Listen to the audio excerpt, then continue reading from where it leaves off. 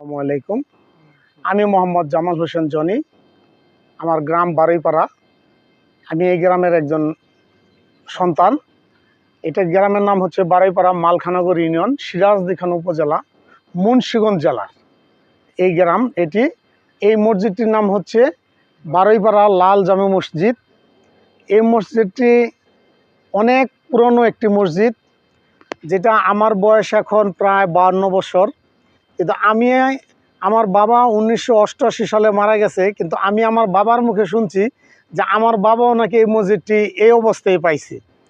তো ওই হিসাবে বোঝা যায় যে এই মসজিদটির বয়স হয়তো 200 বছরের উপরে হবে। আর আমরা যতটুকু দেখেছি সেটা হচ্ছে, আমরা যখন ছোট ছিলাম আমরা এখানে নামাজ পড়তে আসতাম, তারাবি নামাজ।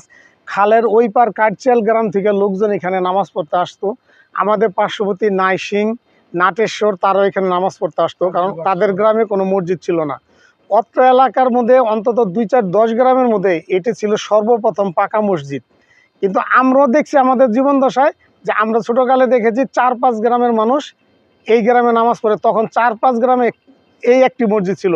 এখন হয়তো অনেক গ্রামে 1টি, 2টি, 3টি মসজিদও আছে, কিন্তু এই গ্রামের এই মসজিদটি একটি ঐতিহাসিক মসজিদ এবং অনেক পুরনো মসজিদ। আজকে আমাদের একজন শিক্ষক আছে পার্শ্ববর্তী বাড়ি গ্রামে, তার হয়তো 90 বছরের মতো বয়স হবে। সে একসময় মালখানগর স্কুলের সহকারী শিক্ষক ছিল। সে মালবদী আদর্শ উচ্চ বিদ্যালয়ের প্রধান শিক্ষক ছিল। উনি মালবদী আদর্শ উচ্চ বিদ্যালয়টা প্রতিষ্ঠাতা করেছিলেন। কিন্তু উনি এখনও, ওনার বয়স প্রায় 90-এর কাছাকাছি, উনি এখনও আসলে এখানে 2 রাকাত হলেও নামাজ পড়ে যায়। এবং উনি বলে যে ওনার বয়স 90 বছর, উনি বলতেছে যে উনি নাকি ছোটোকাল থেকে এই মসজিদটা এইভাবে এই অবস্থায় দেখছে। এবং ওনার ওই শিক্ষকের নাম হচ্ছে আলফাজউদ্দিন ব্যাপারী। কিন্তু ওনার কাছ থেকে আমরা যতটুকু শুনছি যে এই মসজিদটা ওই হিসাব করে ধারণা করা যায় এই মসজিদটা প্রায় 200 বছরের পুরনো।